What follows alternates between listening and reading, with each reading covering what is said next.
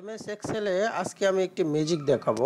ম্যাজিকটি কেমন, যেমন আমার এখানে কিন্তু বর্ডার নেই, টাইপ করা মাত্রই অটোমেটিক আমার বর্ডার চলে আসবে। যেমন দেখেন আমি এখানে 1 চাপ দিলাম, আমার বর্ডার চলে আসছে, 2 চাপ দিলাম, বর্ডার চলে আসছে। যতগুলো রো আমার দরকার আমি একটা একটা করে রো বাড়াবো, অটোমেটিক বর্ডার চলে আসবে। তো আপনি যদি এই ফাংশনটি আগে থেকেই সেট আপ করে রাখেন তাহলে আপনার কাজ করার অনেক বেশি সুবিধা হবে, আপনার কাজের প্রোডাক্টিভিটি বাড়বে। যেমন আমি এই সেলটির আমি সিরিয়াল নাম্বার উঠাই দিব, দেখেন বর্ডারটা উঠায় যাবে। কত সুন্দর একটি ম্যাজিক।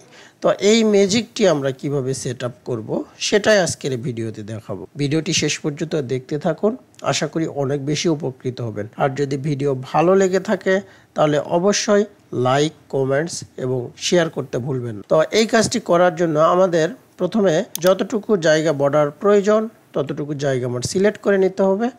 নেওয়ার পরে কিবোর্ডে Alt+L+N প্রেস করতে হবে। তো Alt+L+N প্রেস করলে এরকম একটা ইন্টারফেস আসবে, নিউ ফরম্যাটিং রুল। তো এইটার মধ্যে লাস্টের দিকে একটা অপশন আছে যেখানে লেখা আছে use a formula to determine which cell to format. তো এখানে চাপ দেওয়ার পরে আমার এই যে ফরম্যাট ভ্যালুতে চাপ দিব, দেওয়ার প্রথম সিরিয়াল নাম্বারটা সিলেক্ট করে নেব। নেওয়ার পরে আমরা এই ডলার চিহ্নটা উঠিয়ে দেব।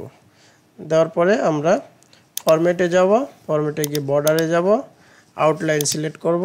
আউটলাইন সিলেক্ট করার পরে ওকে দিয়ে বেরিয়ে আসব। আমি সিরিয়াল নাম্বার চাপ দিলে আমার বর্ডারটি চলে আসবে। এভাবে আমরা আমাদের কাজের প্রোডাক্টিভিটি বাড়াতে পারি।